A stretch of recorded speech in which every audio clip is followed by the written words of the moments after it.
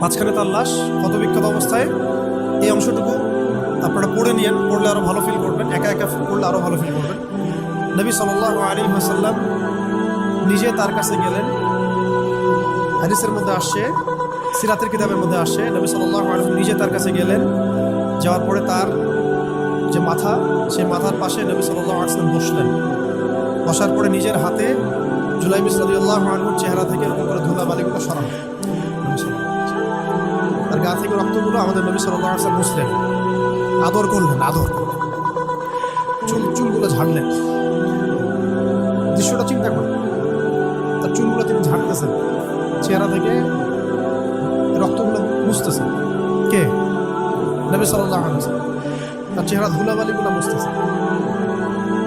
নিজের এই পায়ের মধ্যে, উরুর মধ্যে তার মাথাটাকে নিয়ে এসে রাখলেন নবী সাল্লাল্লাহু আলাইহি ওয়াসাল্লাম। রাখার পরে এভাবে আদর করতেছেন, এভাবে আদর করতেছেন।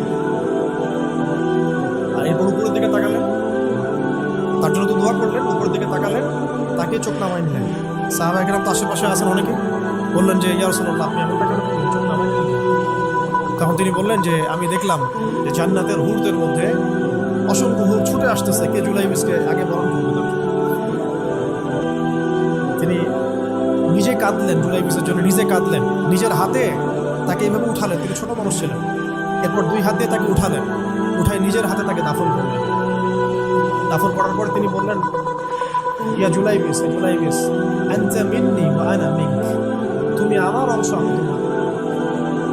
হে জুলাইবিস, তুমি আমার, আমি তোমার।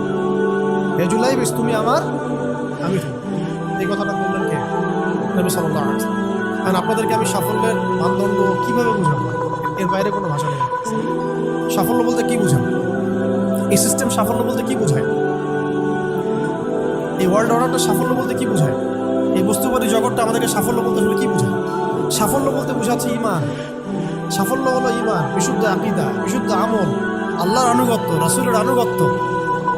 দুনিয়ার জীবনে মুসাফিরের মতো থাকা, যতটুকু প্রয়োজন ততটুকু সন্তুষ্ট থাকা, একজন নেককার স্ত্রী, সুসন্তান সন্ততি, আদর্শ একটা পরিবার, হালাল একটা রিজিক, বাস। ইসলামের জন্য দাওয়াত, তাবলীগ, মেহনত, দিন প্রতিষ্ঠার চেষ্টা, প্রয়োজনে জিহাদ, প্রয়োজনে শাহাদাত।